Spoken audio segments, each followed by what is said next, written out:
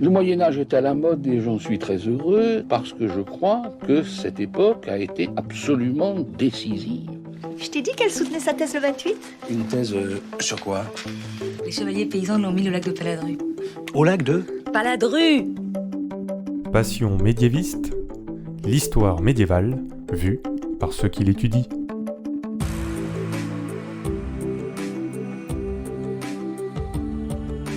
Est-ce que vous savez tout du Moyen-Âge ? Est-ce qu'il vous reste encore des choses à découvrir ? Et d'abord, qu'est-ce que le Moyen-Âge ? Vous commencez à le savoir, il y a autant de réponses que de médiévistes. Dans ce podcast, nous rencontrons des personnes qui étudient l'histoire médiévale, qui sont en master ou en thèse. Ils nous parlent de leurs sujets passionnants et de leurs recherches qu'ils mènent en ce moment pour vous donner envie d'en savoir plus sur cette belle période de 1000 ans. Épisode 28, Charlotte et le corps féminin au Moyen-Âge, c'est parti. Excuse-moi, mais il y a des gens que ça intéresse? Bonjour Charlotte Pichot. Bonjour. Tu es doctorante en 4e année et ta thèse porte sur le corps féminin et le crime à la fin du Moyen-Âge. Tu es au Centre d'études supérieures de civilisation médiévale à Poitiers et tu es sous la direction de Martin Aurel et Isabelle Mathieu. Bien sûr, ton sujet ne pouvait que être intéressant pour ce podcast. Alors pour commencer, Charlotte, est-ce que tu peux me dire pourquoi tu as choisi de travailler sur ce sujet, donc le rapport entre le corps féminin et le crime, et est-ce que tu peux me dire aussi comment tu en es arrivée à travailler là-dessus dans ton parcours ? Je savais pas exactement si je voulais travailler sur l'histoire médiévale ou l'histoire moderne. Et petit à petit, c'est les professeurs que j'ai eus à Poitiers qui m'ont vraiment fait aimer, si tu veux, l'histoire médiévale. Et c'est vrai qu'au Centre d'études supérieures, donc de civilisation médiévale à Poitiers, on avait la chance d'avoir vraiment beaucoup de professeurs avec des thématiques différentes et variées. Il s'est trouvé qu'en master, j'ai choisi un professeur qui travaillait sur la sexualité au Moyen-Âge, à la fin du Moyen-Âge. C'est Myriam Soria. Donc j'ai choisi de m'orienter dans ce sujet-là parce qu'il y avait ce professeur-là à cette époque-là, donc à l'université de Poitiers. Et donc je voulais travailler sur les femmes en fait. J'ai toujours voulu travailler sur les femmes ou sur l'univers de la grossesse. Je pense que c'est propre à mon histoire familiale. Savoir comment les enfants étaient perçus dans le ventre de la mère, ça m'a toujours intéressée. Et finalement, Myriam Soria m'a proposé en Master 1 de travailler sur l'avortement et l'infanticide, ce qui est un sujet quand même relatif aux enfants, mais assez glauque, on peut le dire. Et au final, je me suis passionnée pour les sources criminelles, les sources judiciaires, sur lesquelles j'ai travaillé pour étudier donc, l'avortement et l'infanticide. Donc j'ai fait 2 ans sur l'avortement et l'infanticide en master. Et j'ai voulu continuer un petit peu plus loin, donc dans cette poussée-là, pour me questionner un peu plus sur le corps féminin, puisque je me suis rendu compte que la plupart de mes affaires de femmes qui avortent ou qui commettent un meurtre sur leur enfant avaient commis en amont un adultère. Et elles avaient peur donc, de la réaction donc, de la société, de leurs proches. Elles avaient peur du déshonneur, c'était ces termes-là. Et donc j'ai voulu un petit peu fouiller un peu plus cette question-là, qui a déjà été en partie soulevée par Claude Gauvard, mais voilà. Oui, c'est ce que je te demandais. Ça a l'air d'être un sujet tellement fort, tellement grand, il n'a pas déjà été étudié ? Non, officiellement, le corps féminin n'a pas été étudié donc, au Moyen-Âge. Il y a des ouvrages sur le corps au Moyen-Âge. Jérôme Bachet qui a écrit un ouvrage sur le corps, sur l'âme et le corps au Moyen-Âge. Jacques Le Goff, Nicolas Truon qui ont écrit une histoire du corps au Moyen-Âge, mais spécifiquement le corps de la femme en fonction du crime, c'est une approche qui n'a jamais été utilisée encore. Et ton sujet, donc, comme on le dit, est très vaste. Comment tu l'as délimité déjà en termes de temporalité et aussi géographique ? Il fallait trouver des affaires qui soient relatives au corps féminin. Ça, c'était vraiment difficile. J'ai utilisé donc des sources judiciaires à la base, donc des sources de la pratique, par exemple des procès, ou en l'occurrence ici, ce sont des lettres de grâce, donc des rémissions. Donc, qu'est-ce que sont les lettres de rémission ? Ce sont donc des actes de la chancellerie qui sont surtout produites à la fin du Moyen-Âge, 14e, 15e, on en a au XVIe siècle aussi. Ces sources sont répertoriées au trésor des chartes, à la chancellerie royale. J'ai choisi des sources de la fin du Moyen-Âge, donc en l'occurrence, ma période chronologique était délimitée de par mes sources. Ensuite, pour trouver donc des affaires relatives au corps féminin dans ces sources, il a fallu que j'aille déjà travailler dans des éditions de sources. Donc mon cadre spatio-temporel était déjà limité de par ce choix des sources pour pouvoir trouver des affaires vraiment relatives au corps féminin. Donc 14e, 15e siècle, grand centre du royaume de France, centre Poitou médiéval et un peu le sud, la Gascogne. Tu arrives à combien de sources ? Parce que là, j'imagine que dans un travail de thèse, il ne faut pas qu'on s'éparpille trop, sinon, surtout dans ton sujet, on peut arriver à une énorme masse de documents. Rien qu'en prenant donc, les inventaires publiés, donc, ce sont des petits résumés des lettres de rémission pour la région Centre, Poitou médiéval et Gascogne. J'en suis arrivée à peu près à plus de 1000 lettres de rémission, si tu veux, relatives au corps féminin. Donc après, j'expliquerai peut-être plus tard comment j'ai fait mes choix par rapport au corps féminin. Mais 1000 lettres, au départ, je me suis dit, j'y vais. Quand on est en première année, on est un petit peu fou, on y croit. Voilà. Et en fait, je me suis vite rendu compte qu'une fois que j'avais vraiment créé ma base de données, qu'il fallait que je remplisse pour chaque lettre ma base de données, ça allait être compliqué. Et donc, il a fallu que je fasse des choix. Et je suis partie déjà sur le règne de Charles VI, puisque Claude Gauvard avait bien travaillé sur les lettres de rémission pour le règne de Charles VI. Donc, l'idée, c'était de faire des comparaisons. Raconte-nous comment on criminalise le corps féminin au Moyen-Âge et est-ce qu'il y a des évolutions? Donc tu me dis que tu travailles sur le 14e, 15e siècle déjà. Est-ce qu'on voit des changements au fur et à mesure? Déjà, il y a l'idée de crime au Moyen-Âge, c'est pas forcément évident. Donc tout crime est un péché, mais tout péché n'est pas forcément un crime. À partir donc de la réforme grégorienne, l'Église s'intéresse vraiment à ordonner la société, à vraiment séparer les clercs d'un côté, les laïcs de l'autre. Et l'Église se tracasse un petit peu plus, et de plus en plus, du comportement, donc de la sexualité des laïcs. Et elle essaye vraiment de les encadrer et de leur donner donc un cadre précis, c'est le mariage en fait. Donc les médiévaux, à partir de cette époque-là, ils ont pour consigne de pratiquer la sexualité que dans le cadre du mariage et dans un but de procréation. Et donc cette idée-là, elle est importante à comprendre par rapport à la criminalisation du corps féminin. Et ensuite se met en place à côté, parallèlement à la réforme grégorienne, se met en place aussi le droit canonique. Il y a des sources, des conciles depuis le début du Moyen-Âge, depuis la fin de l'Antiquité. Mais avec Gratien, donc on est en Italie, au XIIe siècle, on a donc une renaissance un peu du droit romain et le droit canonique va être vraiment institué, écrit dans un manuel qui est donc le décret de Gratien. Et Gratien va vraiment s'intéresser aussi aux problèmes donc, de sexualité, de conjugalité, donc, et vraiment de mettre tout cela dans le cadre du mariage. Et donc, petit à petit, tout ce qui concerne la sexualité, il va y avoir des normes particulières qui vont se mettre en place. Donc c'est le mariage, et tout ce qui est en dehors du mariage, ce seront des déviances, entre guillemets. C'est difficile de parler de normes et de déviances, c'est très fluctuant encore. Et petit à petit, avec les théologiens, apparaît donc la notion de crime. On va criminaliser les péchés les plus graves qui vont être considérés comme faisant vraiment une atteinte à la société, vont devenir des crimes. Par rapport à la sexualité, quelques crimes qui vont vraiment être définis, ça va être par exemple la fornication, la sodomie. Alors, la fornication, c'est un terme qui est très vaste, qui regroupe la sodomie, qui regroupe aussi la masturbation, qui regroupe l'adultère, et il y a aussi les crimes contre nature, etc., etc. Donc le corps féminin, comment il est criminalisé? Eh bien, déjà, c'est toutes les relations sexuelles qui vont être en dehors du cadre du mariage, déjà, ce seront des crimes. Ensuite, la femme peut être aussi criminalisée en fonction des comportements corporels qu'elle va avoir et qui vont être perçus comme étant déviants par rapport au code corporel donc, des médiévaux. Et là, c'est pas forcément des crimes, c'est par exemple l'excès de boisson, par exemple, peut être considéré comme une faute. Et plus pour une femme que pour un homme? Ouais, plus pour une femme que pour un homme, ça c'est évident dans les lettres de rémission. La boisson, pour les hommes, c'est plutôt une circonstance atténuante. Parce que quand il demande une grâce, l'homme, en l'occurrence médiéval, parfois insiste sur le fait qu'il avait trop bu, donc c'est pas de sa faute s'il a commis un crime. Et ça, c'est vraiment perçu comme une circonstance atténuante. C'est fou comme ça résonne beaucoup avec aujourd'hui, tiens. C'est intéressant de voir que même depuis le Moyen-Âge, on a encore ces thématiques-là qui reviennent. Jusqu'à très récemment, la boisson était considérée comme une circonstance atténuante. Oui. Maintenant, c'est une circonstance aggravante. Mais oui, au Moyen-Âge, c'était une circonstance atténuante pour les hommes. Par contre, les femmes, j'en ai très peu de criminels, on le verra plus tard, mais il faut mieux pas qu'elles disent qu'elles ont bu. C'est très mal vu. Et si une femme boit trop, elle va se faire corriger par son mari ou elle va être la cible d'insultes ou de rumeurs sur son comportement. Tu as commencé à dire quels sont les crimes liés au corps féminin et est-ce que c'est plutôt des crimes actifs ou des crimes passifs? Alors, il y a un petit peu des deux.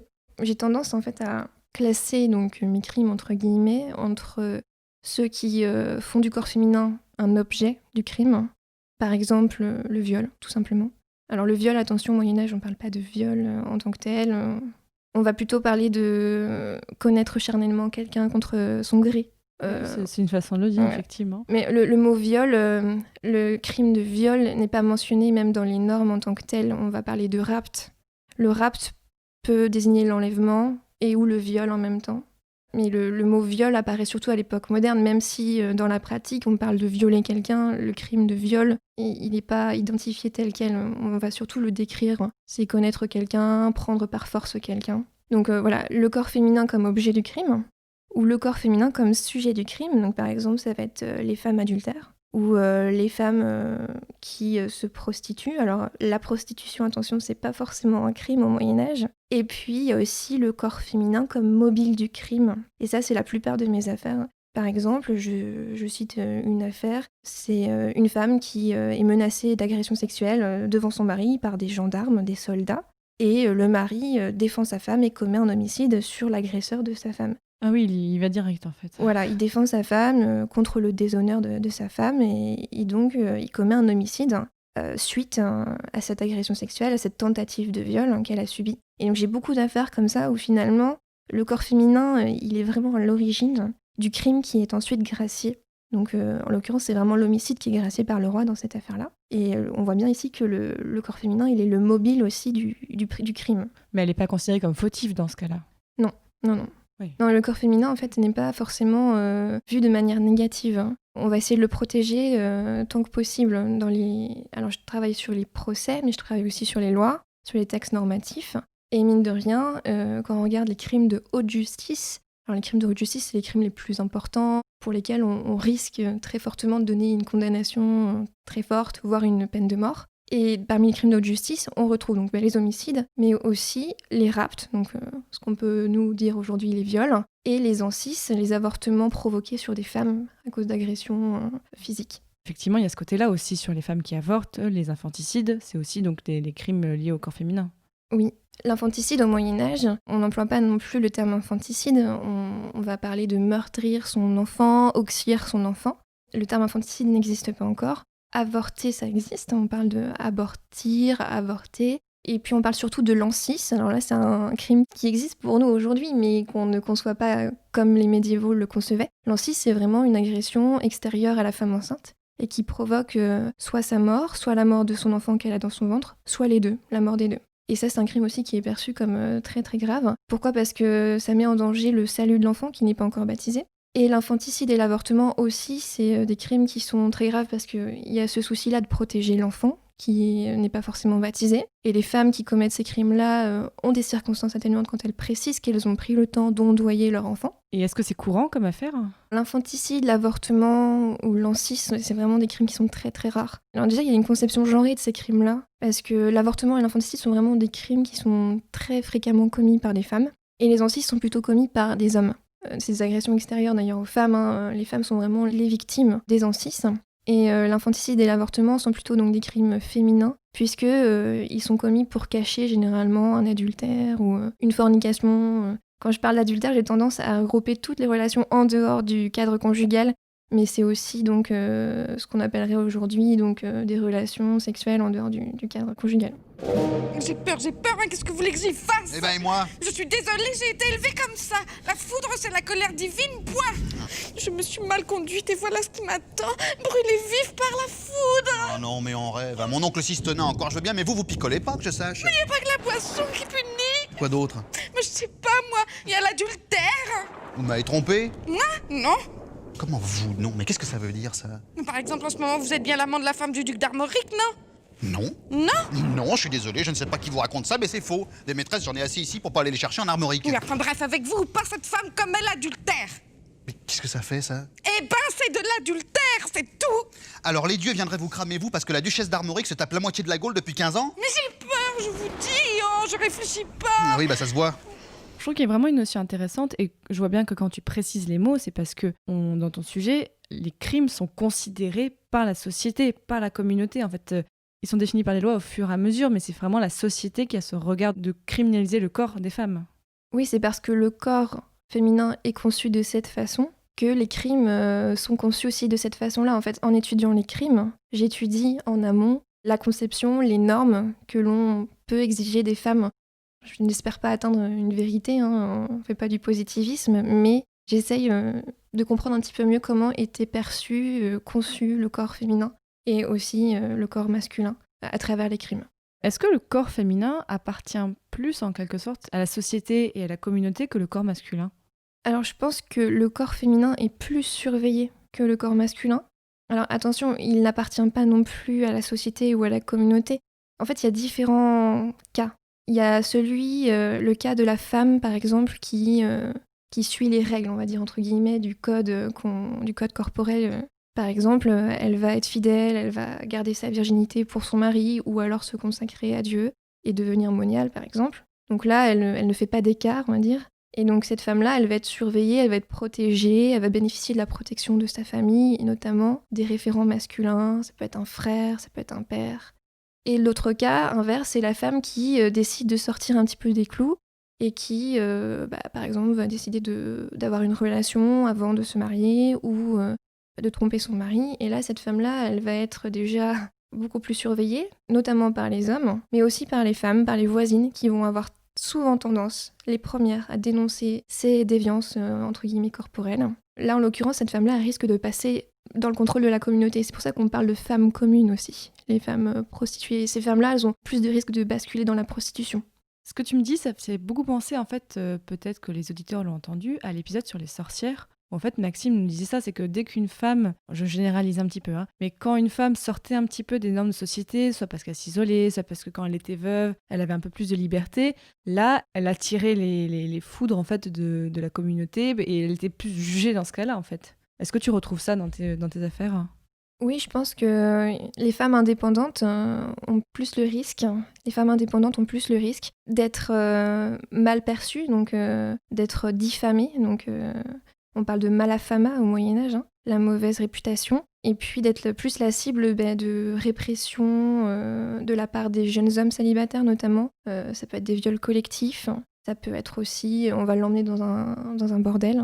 On va aussi plus facilement la suspecter d'un crime. Alors, à voir, je suis encore dans mes analyses, mais il y a une tendance quand même qui se dessine et qui confirme aussi les travaux des autres historiens et de Maxime notamment. Que les femmes indépendantes, on s'en méfie, elles sont plus dangereuses, elles sont moins sous le contrôle des hommes, certes, mais aussi des autres femmes. Parce que ce qui est important, ce que je veux vraiment insister là-dessus, c'est que les femmes ont un rôle important dans la transmission de ce code corporel que j'essaye de définir dans ma thèse. Elles le transmettent à leurs filles, elles le transmettent à leurs sœurs, elles les surveillent.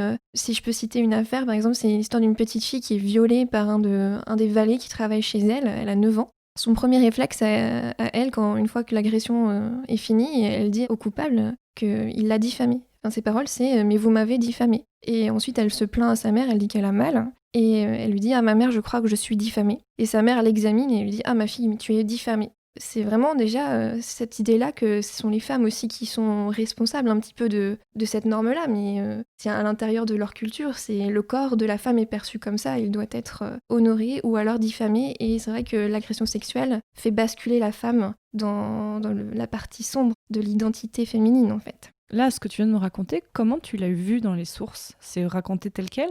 Les termes que je te rapporte, ce sont vraiment des paroles directes qui sont parfois notées dans les lettres de grâce. C'est pas les sources les mieux, les plus fournies dans des discours directs, mais là, en l'occurrence, oui, ce sont des paroles, des dialogues qui ont eu lieu entre la petite victime, son coupable, et ensuite entre sa mère. Et donc là, la lettre de rémission que tu as étudiée, c'était pour gracier qui ? Alors là, c'était le coupable qui obtenait une grâce pour le viol de la petite fille, oui. Et comment ?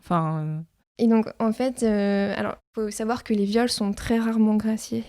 Donc, j'ai pas beaucoup d'affaires qui concernent les viols. J'en ai quelques-unes. J'ai aussi des affaires où il y a présence de viol, mais c'est pas le viol qui est gracié, c'est plutôt, par exemple, comme je l'ai dit tout à l'heure, un mari qui va défendre sa femme qui est menacée de viol. Et là, je vois qu'il y a un risque de viol, par exemple. Mais c'est l'homicide qui est gracié. Et quand on a des grâces directement pour les viols, c'est beaucoup plus rare déjà. Et là, en l'occurrence, ici, on pardonne au coupable parce que finalement, le réflexe de la famille de la victime, c'est d'abord déjà d'avoir porté plainte, pour faire simple. Puis finalement, ils ont essayé de trouver un arrangement avec la famille du coupable. Donc en fait, on est en présence de deux camps, on va dire le camp de la victime et le camp du coupable, qui essayent de s'arranger.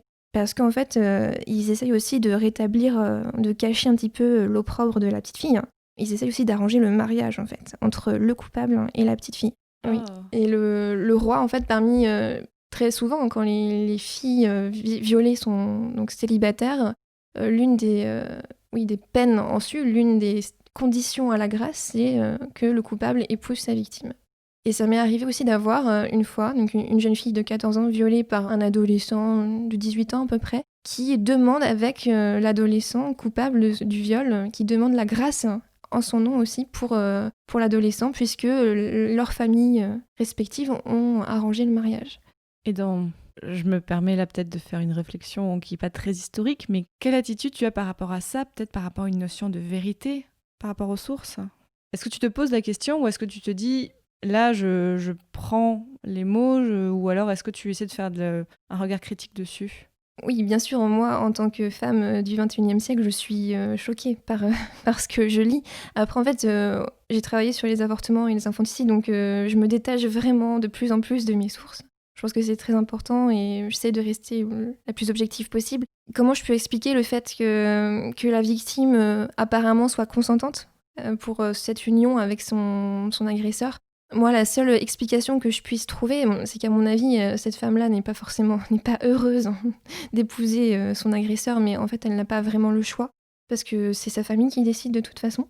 Et même, je pense qu'elle a probablement, c'est difficile de mettre dans l'esprit de cette femme-là ou des médiévaux, mais elle a dans cet esprit-là qu'elle est diffamée et que malheureusement, si elle le dit même, la petite victime, elle est diffamée, je suis diffamée, qu'est-ce que je vais devenir? L'une des seules solutions qui s'offrent à elle, c'est d'épouser donc ce violeur-là, parce qu'elle va avoir beaucoup de mal à trouver un autre époux en fait. Vu qu'il l'a diffamée, qu'il s'est emparé de sa virginité, je le rappelle, les relations sexuelles ne sont normalement possibles que dans le cadre du mariage. Et donc le mariage réparateur, après la relation sexuelle, qu'elle soit criminelle, comme un viol, eh bien finalement ça répare un petit peu les choses. Et c'est pour ça que la jeune fille, je pense, accepte, bien malgré elle, peut-être, mais après moi ça c'est mon opinion personnelle, d'épouser ce violeur. À part des rémissions, est-ce que tu travailles aussi sur des procès, sur là où on aurait peut-être la parole encore plus des personnes qui témoignent? Alors je travaille très peu sur les procès. Alors pourquoi? Parce que pour trouver des procès vraiment relatifs au corps féminin, c'est très très difficile. Ce serait vraiment se lancer dans des fouilles archivistiques au petit bonheur la chance, parce que les procès sont pas forcément classés de la même façon que les lettres de rémission, qui sont vraiment bien étudiées et qui sont bien résumées. Et déjà, il faut savoir que dans les procès, ces sources-là, en fait, les affaires sur les viols sont très très rares. Donc ce que je fais, c'est que j'utilise des procès que certains de mes collègues ont déjà étudiés, ont eu connaissance en fait. Et je travaille là-dessus. Donc après, il faut savoir que, mine de rien, dans le peu de procès que j'ai étudiés sur les viols, finalement, on retrouve la même chose que dans les grâces, c'est-à-dire qu'il y a une certaine volonté d'arrangement entre la famille de la victime et la famille du coupable. Et quelles sont les sanctions pour les femmes qui ont commis des crimes? D'ailleurs, est-ce qu'on a aussi des femmes qui commettent des homicides? Alors oui, on a des femmes qui commettent des homicides. Alors le crime, il est genré. Il est très genré. On a beaucoup d'hommes coupables, ça c'est net. On a aussi beaucoup d'hommes victimes. Mais les femmes, par contre, elles sont moins souvent coupables que victimes. Et on a des crimes, par contre, féminins. Donc je l'ai dit, l'infanticide, l'incivisme, les insultes à caractère sexuel. Il y a beaucoup de femmes qui... C'est considéré comme un crime, l'insulte? Les insultes, les injures sont des crimes. Elles sont répertoriées dans les coutumiers, dans les textes de loi.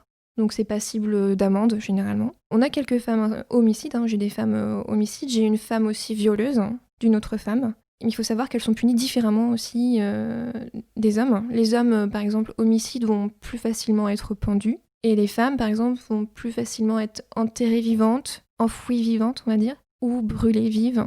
Les femmes infanticides, par exemple, on les brûle. Très souvent, on les brûle. Mais en fait, là, j'énonce une vérité. C'est pas vraiment respecté à 100% la réalité, puisque parfois, certaines justices locales vont décider... J'ai eu le cas, par exemple, d'une jeune fille qui a tué son bébé, qui est condamnée à être écorchée vive, et traînée autour de la place publique et pendue au gibet. Donc les femmes reçoivent quand même des sanctions qui sont beaucoup plus cruelles que celles des hommes. Elles souffrent beaucoup plus, en fait. Oui, c'est sûr qu'on a l'impression que ces sanctions-là, elles sont, je pense, beaucoup plus cruelles que celles des hommes. L'idée, c'est qu'on évite de pendre, en fait, les femmes au Moyen-Âge. Pourquoi ? Parce que l'idée d'exposer le corps féminin au gibet, il faut savoir que quand on pend quelqu'un, on laisse son corps au gibet pendant très longtemps, jusqu'à temps qu'il se décompose. À Paris, c'était le cas. Au gibet de Montfaucon, les condamnés à mort restaient très longtemps, jusqu'à temps qu'il n'y reste plus grand-chose du cadavre, en fait. Et l'idée de laisser un corps féminin comme ça, à la vue de tous, pendu, ça pose problème. Donc c'est pour ça que les femmes sont moins souvent pendues. Ça pose problème pour qui ? pour la communauté. On préfère ne pas pendre un corps féminin. L'idée de voir les jambes, de découvrir un petit peu le corps féminin, c'est, je pense, problématique. Et donc c'est pour ça que les femmes sont plus souvent enfouies ou brûlées. Mais attention, il n'y a pas beaucoup de condamnations à mort. On ne le dit pas assez, je pense, mais finalement, la plupart du temps, mes crimes ils ne se terminent pas en fait, sur des condamnations à mort. Est-ce qu'il y a une affaire qui t'a particulièrement marqué ? Peut-être le cas de cette femme qui viole une de ses voisines et qui donc lui fait des avances et qui arrive à avoir une relation sexuelle avec sa voisine. C'est avec les mots donc, des médiévaux, mais il y a toujours une conception genrée des rapports sexuels que cette femme qui viole sa voisine fait comme un homme doit faire sur une femme en fait. Je n'ai pas plus de précision, donc ça soulève bien sûr beaucoup de questions. Il y avait eu consentement ou pas ? Alors apparemment, dans la lettre de rémission, il y aurait eu consentement au début, et puis cette relation, c'est une relation qui dure dans le temps. Et à la fin, donc, la voisine décide donc d'arrêter, et la coupable donc, de cette agression sexuelle s'en prend violemment à elle. Donc voilà, on ne sait pas ce qu'elle est devenue, cette coupable d'agression sexuelle. Par contre, on sait ce qu'est devenue la victime. En fait, on a la lettre de grâce de la victime qui demande une lettre de rémission pour cela, en fait. Les relations entre femmes au Moyen-Âge sont condamnées et tu en as des traces ?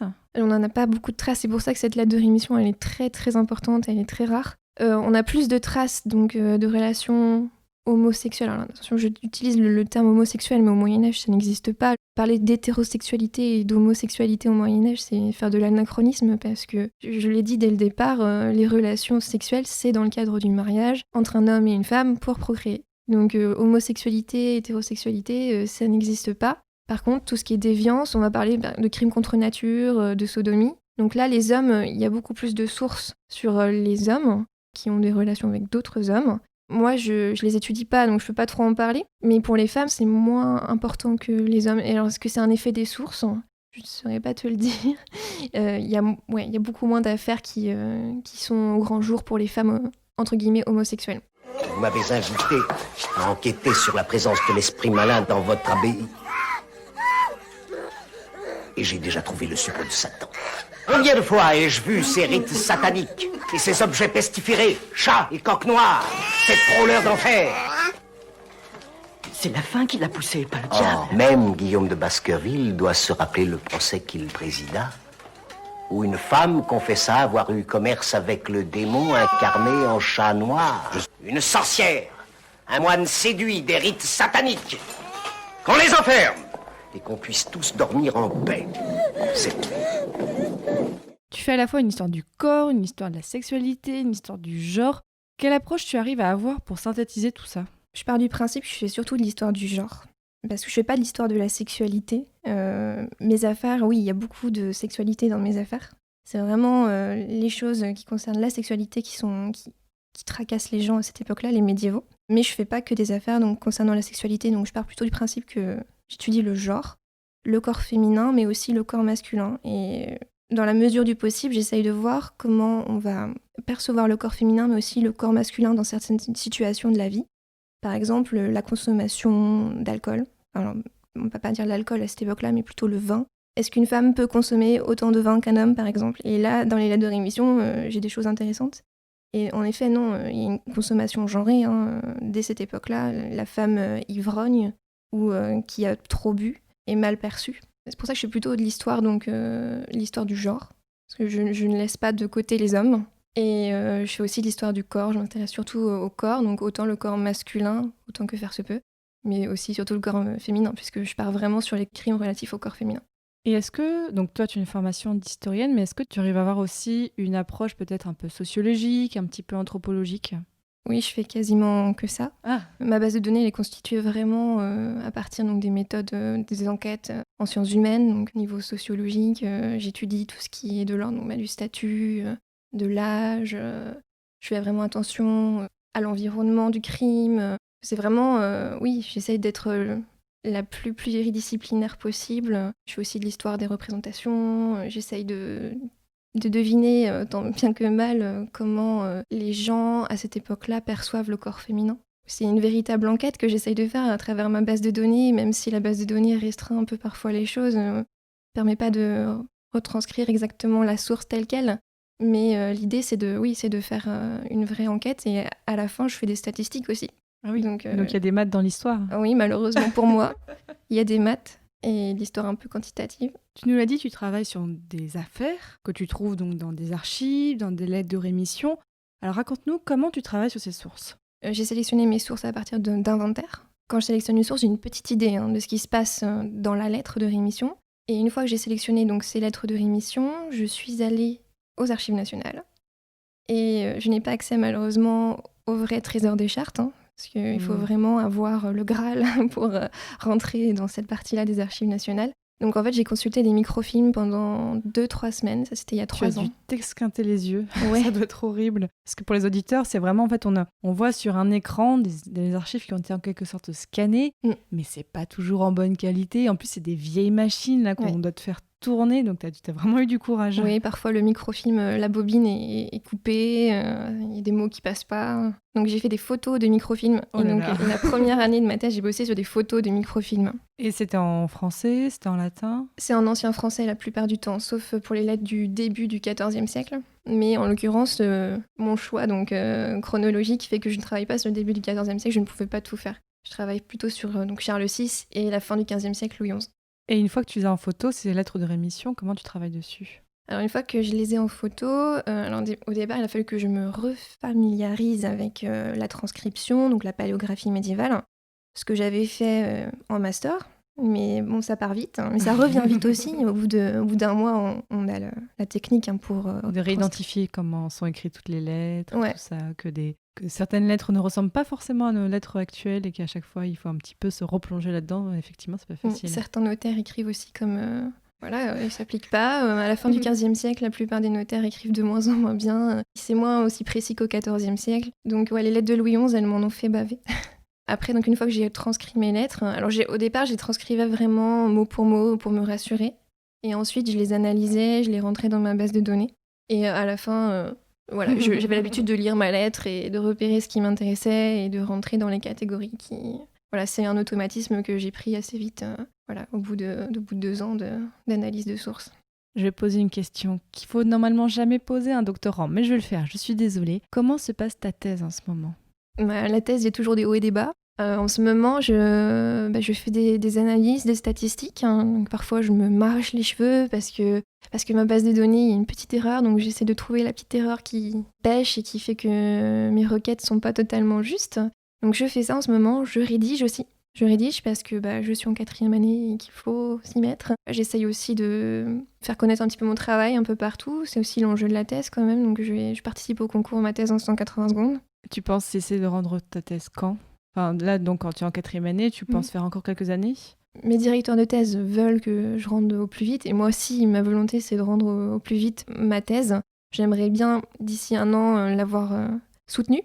Je sais pas si avec mon travail à côté, je suis professeure d'histoire dans le secondaire, je sais pas si j'aurai le temps, tout dépend de mes missions de remplacement. Tu fais combien d'heures par semaine en tant que prof d'histoire? Moi je fais 15 heures, bon mine de rien ça... Oui parce que c'est 15 heures de cours, mais t'as aussi j'imagine quasiment autant d'heures de préparation, donc ça te fait pas forcément beaucoup de temps à la fin pour travailler ta thèse. Oui, alors là en l'occurrence j'ai de la chance parce que je suis sur un établissement de rattachement et on ne m'a pas encore envoyé en mission de remplacement. Je suis TZR, titulaire zone de remplacement. Donc en fait, je suis dans mon établissement de rattachement, je viens aider là où il faut aider mes collègues, je fais du soutien, j'organise des activités pédagogiques autour de l'histoire notamment, mais j'ai pas beaucoup de préparation de cours à côté. Par contre, mon établissement est très loin de là où j'habite, parce que j'ai pas réussi à obtenir l'académie de Poitiers. Donc là, on voit aussi qu'en travail de thèse, on dit aux gens, oui, mais pourquoi tu travailles pas ta thèse? Parce que tu as d'autres choses à faire à côté et que tu ne peux pas t'y mettre à 100%, effectivement. Oui, mine de rien, tout ce que j'ai à côté, par exemple, je prépare un escape game pour mes élèves, eh bien, ça prend du temps et ma thèse, mine de rien, elle est un peu sacrifiée parfois. Donc finalement, je l'ai travaillée surtout pendant mes vacances. Par exemple, cet été, j'ai bossé que ma thèse. Je ne suis pas partie en vacances. Et parfois, ça devient... Voilà, j'aime bien mon sujet, mais il y a des moments où on en a marre. Hein. Ça, Là, tu travailles sur quoi en ce moment? En ce moment, donc, je rédige. En l'occurrence, je rédige une partie sur les émotions dans le crime. Comment le crime est accompagné d'émotions. Et je lis encore, parce que malheureusement, j'ai pas tout lu. Je lis pas mal d'ouvrages anglo-saxons, parce que comme le sujet est assez vaste, il y a pas mal de choses à lire. Et je lis encore quelques coutumiers, donc quelques textes de loi, que j'ai pas encore totalement étudier en totalité. Je peux pas tous les étudier, mais il y a toujours quelque chose à faire. Et l'idée aussi, c'est qu'il faut s'arrêter un moment. Et il va falloir que je me restreigne dans mon corpus. Et là, mes directeurs de thèse sont là pour me limiter. Tu nous en as cité pas mal, mais quelles sont les difficultés que tu rencontres encore dans ton travail ? Au début de ma thèse, ça a été de trouver donc des affaires concernant le corps féminin. Qu'est-ce que je sélectionne ? Parce que moi, j'ai ce regard-là du corps féminin, par exemple les viols, les violences conjugales, l'infanticide. Or, les médiévaux n'ont pas du tout cette conception-là du corps féminin ou même du crime relatif au corps féminin. Donc, il faut faire attention donc, à la sélection des crimes. Donc, j'ai essayé d'être très très large dans ma sélection des crimes. Et ensuite, par rapport au vocabulaire du crime, il faut faire vraiment attention. Par exemple, les violences conjugales au Moyen-Âge, ça n'existe pas vraiment. Le mari a un droit de correction sur sa femme, il a un droit de correction sur ses enfants, à condition que ça n'aille pas trop loin. À condition quand même que sa femme ait un logement, et des vêtements, et de la nourriture. Mais sinon, les violences conjugales, elles sont acceptées, on va dire, si elles ne sont pas trop récurrentes quand même. Donc voilà, il y a cette conception-là, c'est l'idée de se mettre dans l'esprit des médiévaux, qui est difficile. Et puis les autres difficultés aussi, c'est quand même un sujet très vaste et c'est pas facile parfois de tout étudier. Donc moi je suis très très perfectionniste et c'est aussi une manière d'apprendre et d'évoluer, mais il faut que je fasse le deuil d'un travail qui soit 100% parfait. Je ne pourrais pas tout étudier, je ne pourrais pas travailler toutes les sources, mais c'est comme ça, c'est la thèse et je pense qu'on est aussi jugé là-dessus, sur les choix qu'on a à faire. Sur la perception du corps donc féminin, est-ce qu'il y a aussi d'autres approches ? Tu me disais par exemple par la médecine, comment la médecine appréhende le corps féminin ? La médecine perçoit le corps féminin d'une certaine manière. D'un point de vue physique, on considère que les organes sexuels de la femme sont les mêmes que les organes sexuels de l'homme. Ah oui. Mais ils sont juste inversés. Ils sont à l'intérieur du corps. Et par contre, il y a quand même une différence quand même en point de vue physique pour les médecins du Moyen-Âge. C'est tout ce qui relève de la théorie des humeurs. Je ne sais pas si ça parle. Ça vient de l'Antiquité. La théorie des humeurs, c'est que chaque individu est constitué de différentes humeurs. Et la femme, en l'occurrence, elle a des humeurs particulières, contrairement à l'homme. Par exemple, la femme serait plus froide et humide, d'un tempérament plus froid et humide, contrairement à l'homme qui serait plutôt chaud et sec. Et l'idée que la femme soit froide et humide, ça expliquerait en partie sa faiblesse, entre guillemets, son caractère un petit peu mou, et sa tendance à être plus sujette au péché, et notamment à la tentation, à la luxure. Et l'homme, lui, il est plus chaud, il est plus sec, il incarne plus la force, un peu plus l'intelligence. Alors attention, ça c'est les visions très stéréotypées, donc il y a ces visions-là, mais il y a aussi d'autres visions qui sont pas si tranchées que cela. Et notamment à partir du XIIIe siècle avec saint Thomas d'Aquin, qui est donc un théologien qui a travaillé à Paris. Il est plutôt sur l'idée que la femme, elle serait pas forcément inférieure à l'homme, c'est vraiment la compagne de l'homme, à égalité avec l'homme. On a aussi cette tendance à associer le corps un petit peu à tout ce qui est la luxure, la chair, le péché de chair, et l'âme plutôt à ce qui serait bon. Mais à cette époque-là, surtout à partir du XIIIe siècle, en fait là je renvoie à Jérôme Bachy qui explique bien ça dans son livre, il y a cette idée-là qu'en fait, l'origine du péché, en fait, c'est pas tant le corps, c'est plutôt l'âme et l'intention. Et c'est l'intention et l'âme qui est à l'origine pêche, et ensuite le corps. Donc il n'y a pas cette différenciation corps-âme et femme-homme qui soit si marquée, surtout à partir du XIIIe siècle. Donc c'est sûr, il y a une certaine vision, on pourrait qualifier entre guillemets de misogyne, attention. Attention au terme misogyne, on peut qualifier ce terme d'anachronique pour le Moyen-Âge, mais il faut quand même contrebalancer un petit peu les choses. Tout n'est pas si contrasté au Moyen-Âge, il n'y a pas une vision si négative des femmes, une vision si positive des hommes en fait. Pour finir, est-ce que tu pourrais recommander aux auditeurs un ouvrage grand public pour en savoir plus sur ce sujet ? Alors je vais conseiller 2, parce qu'en fait il n'y a pas vraiment d'ouvrage qui soit sur ce thème-là précis. Tout d'abord, concernant les femmes et le crime, il y a le catalogue de l'exposition des Archives nationales qui a eu lieu en 2016, c'est Présumé coupable, sous la direction de Claude Govard. Et pour avoir un petit peu plus d'informations sur le corps au Moyen-Âge, il y a l'ouvrage donc de Jacques Le Goff et Nicolas Truon, Une histoire du corps au Moyen-Âge.